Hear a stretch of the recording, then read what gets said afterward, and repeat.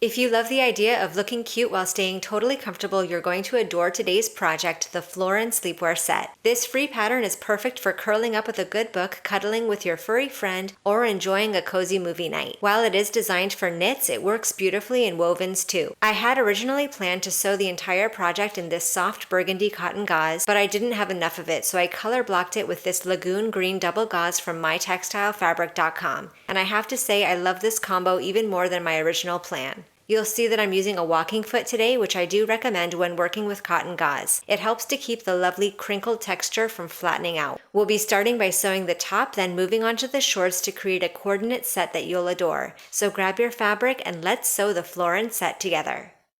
Place the front and back bodice pieces right sides together and pin the side seams. Sew the side seams with a 3/8 inch seam allowance and finish the raw edges together, then press them toward the back bodice piece.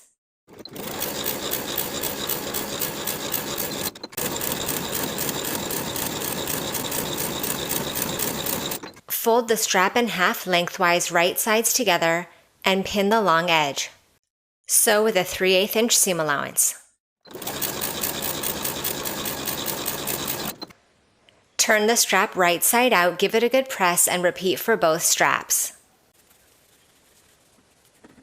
Sew basting stitches along both short ends of both straps, leaving thread tails on both ends so you have threads to pull for gathering.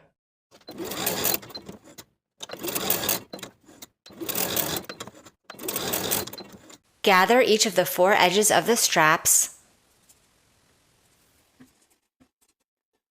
and place them right sides together with the top edges of your bodice piece at the markings transferred from the pattern.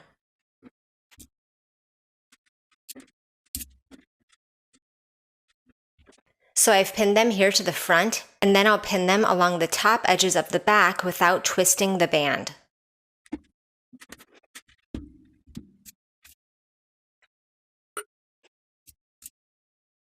Baste each of the top edges of the straps in place.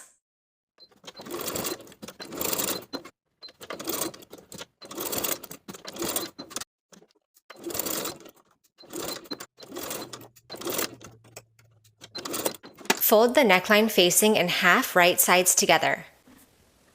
Pin the short edge. Sew with a 3/8 inch seam allowance and finish the raw edges.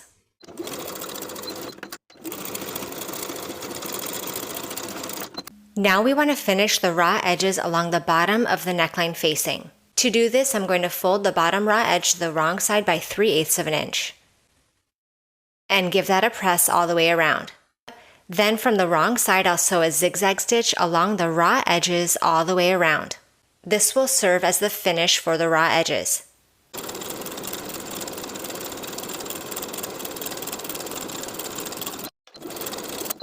Place the neckline binding right sides together with the top of the bodice, aligning the seam of the binding with one of the side seams. Pin in place all the way around the top edge. Sew all the way around the top edge, securing the binding to the bodice with a 3/8 inch seam allowance.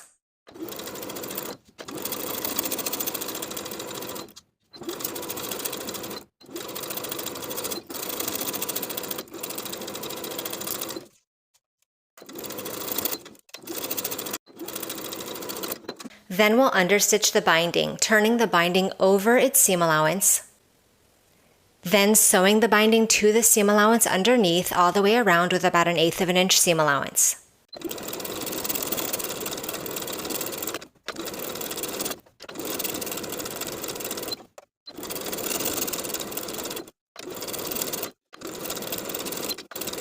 Now that the binding is understitched, we'll turn the binding to the inside of the blouse.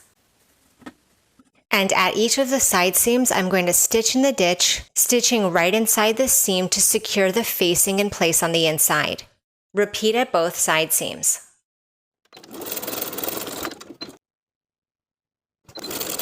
I also went ahead and added a garment label to the facing along the center back. Now to hem the bottom of the garment, I'm going to fold the bottom raw edge to the wrong side by 1/2 of an inch all the way around. Once I have those edges pressed, I'll tuck the raw edge to meet the crease, creating a rolled hem and a finished edge along the bottom. Edge stitch in place all the way around.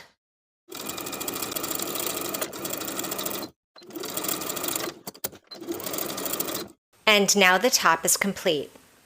Sew basting stitches along the top raw edge of your ruffle piece. Pull the basting stitches to gather the top edge. For the shorts piece, I'm going to stay stitch the top corners of the ruffle area, starting the stay stitching about an inch away from the top corner and ending an inch away on the other side. Repeat at both corners with a 3/8 inch seam allowance.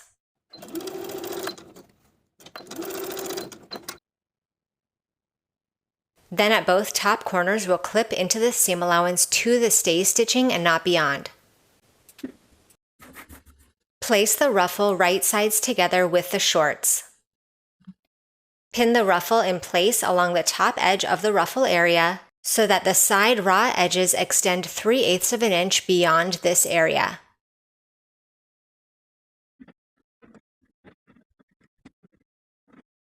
Then we'll pivot the ruffle to sew its short edges along the short edges of the ruffle area. The snip that we made to the stay stitching will allow that fabric to spread as we manipulate it. Sew the short edges and the long gathered edge of the ruffle in place with a 3/8 inch seam allowance, pivoting at that corner, making sure that you're catching that inner corner of the pants piece. Then we'll finish those raw edges together.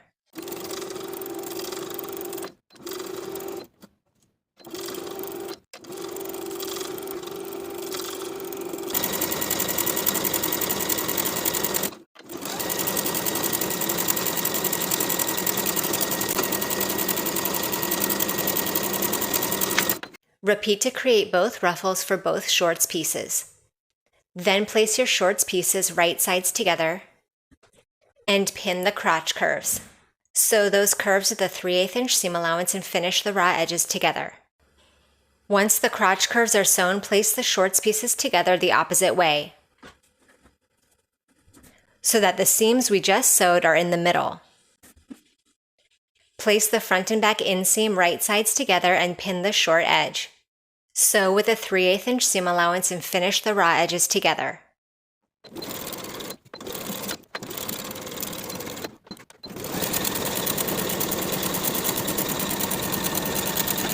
If you'd like to create buttonhole openings onto the front short piece to insert a drawstring, place interfacing onto the wrong side of the fabric where your buttonholes will go and sew them into place. For the top casing, I'm going to fold the top raw edge to the wrong side by 1/4 of an inch, then once more by an additional 1.5 inches all the way around. Edge stitch close to the folded edge all the way around to form the casing, leaving a gap in your stitches for the elastic.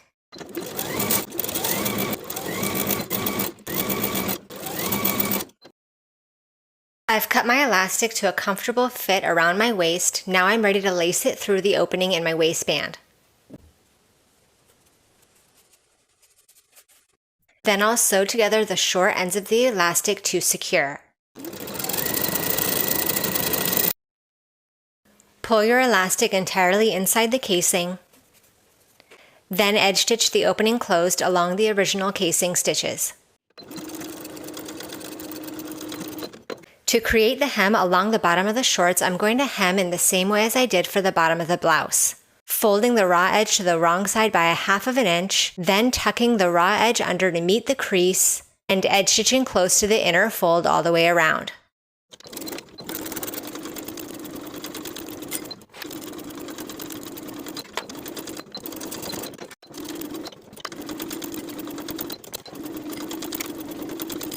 To create a real drawstring or a faux drawstring, as I'm going to be doing, fold the drawstring piece in half right sides together and sew along the long raw edge with a 3/8 inch seam allowance. Trim the seam allowance by about half, then we can turn the drawstring right side out.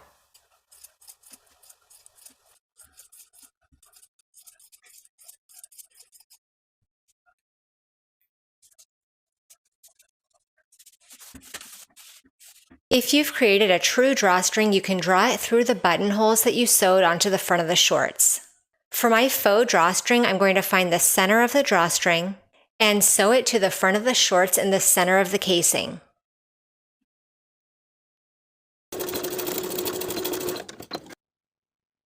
I'll tie my drawstring to make a bow,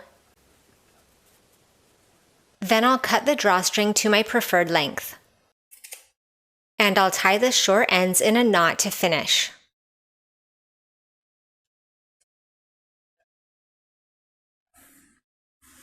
And now the shorts are complete.